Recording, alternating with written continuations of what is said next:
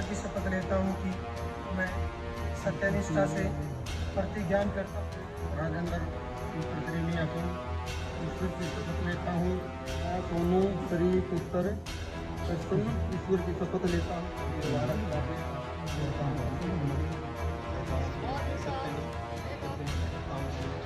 निष्ठा से प्रतिज्ञान करती हूँ कि द्वारा स्थापित भारत के संविधान की सच्ची श्रद्धा और निष्ठा रखूंगी। आदर के योग मेरे दादा और पिता तुल्य बुजुर्गों, मेरी माताएं बहनें,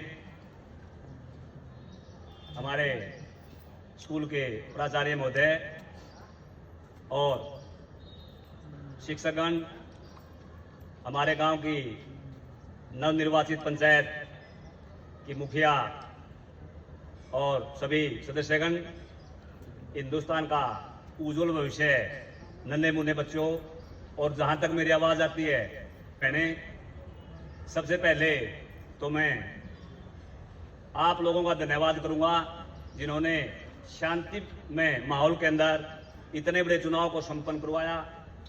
और मैं धन्यवाद करूंगा इस नवनिर्वाचित सरकार को जिन्होंने एक सौम्यता का परिचय देकर आप लोगों के साथ चुनाव में कंधे से कंधा मिलाकर काम किया और चुनाव को एक अंजाम तक पहुंचाया, जिसके लिए हमारा गांव दालनवाड़ा जाना जाता है भाईचारे के तौर पर। इन सब चीज़ों के लिए आप सभी धन्यवाद के पात्र हैं। मैं कहना चाहूँगा कि हम भाग्यशाली हैं। हम एक ऐसे देश के अंदर पैदा हुए हैं जिस देश के अंदर लोकल बॉडी यानी शहरों की नगर का पंचायती राज से लेकर हिंदुस्तान का राष्ट्रपति जिसको सुप्रीम पावर कहा जाता है इस देश का, वहां तक के सभी पदों के ऊपर प्रजातांत्रिक तरीके से एक वोट के द्वारा हम उनको चुनते हैं। ये हमारा सौभाग्य है। और मैं आप लोगों से दरखास्त करूंगा, सिर्फ नई पंचायत का गठन करना, देखिए वो देसी भाषा में कहते हैं कि अपनी अपनी बारी बरगी पनियारी। पंचायतें आती रहेंगी जाती रहेंगी, इन बातों के कोई मायने नहीं है। मायने तो वो ये है कि हम सब मिलकर काम करें। इसका मतलब ये नहीं है कि सरपंच कोई बन गया, मेंबर कोई बन गया। ये तो 15-16 मेंबर है सारे सरपंच और मेंबर को मिला के। जब हमने किसी भी फील्ड का हम अपने गांव को लेते हैं, जब हमने गांव को आगे लेके चलना है, उसमें सिर्फ हम इस पंचायत के भरोसे नहीं रह सकते। हम सबको मिलकर भाईचारे से कंधा मिलाकर काम करना पड़ेगा और वो हमें करना चाहिए। कई बार चुनाव तो पता नहीं कौन कौन लड़ देते हैं, वो चुनाव जीत भी जाते हैं लेकिन वो काम नहीं कर पाते, समय नहीं दे पाते।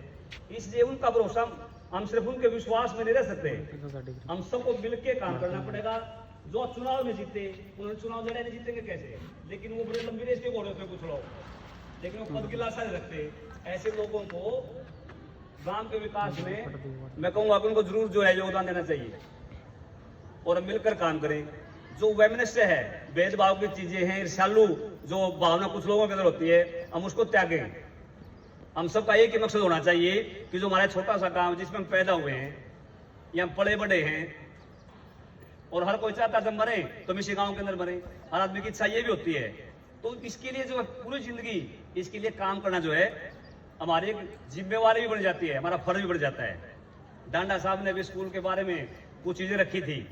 डांडा साहब को तो हम पहले, ये चुनाव होने से पहले भी कहा करते थे, डांडा साहब जो भी कानूनन हमारे बस का होगा, कानून के दायरे में जो भी चीज होगी हम उसे बिल्कुल नहीं भागेंगे। वो चुनाव से पहले भी हम स्कूल के कामों के अंदर कुछ एक लोग जो है हमारे चाचा महेंद्र जैसे लोग, अपना काला है, इस तरह के लोग, हम तो पहले भी काम किया करते थे।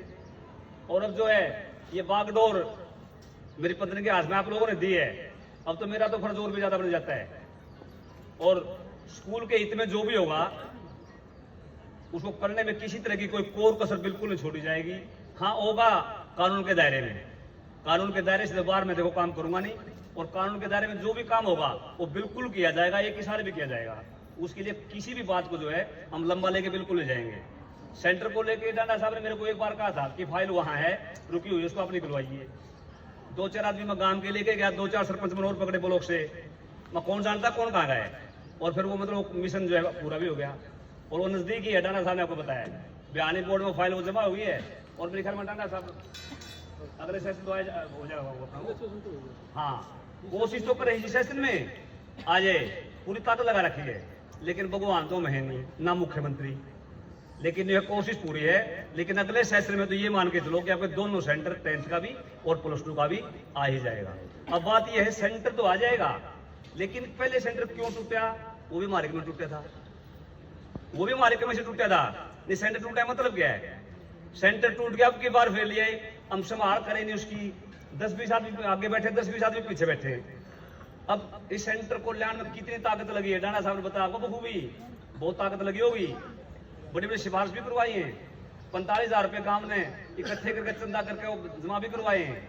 ये सारा हमारे का विषय है। तो भविष्य में मेरी आप लोगों से प्रार्थना है, इस तरह के मसलों के ऊपर किसी तरह की कोई भी राजनीतिक दलगत राजनीति छोड़कर, हर चीज, हर छोटी संकीर्णता को छोड़कर हम सभी मिलकर काम करेंगे और इस काम को जो है आगे लेके जाएंगे। आप लोगों ने मुझे सुना, उसके लिए आपका बहुत बहुत धन्यवाद।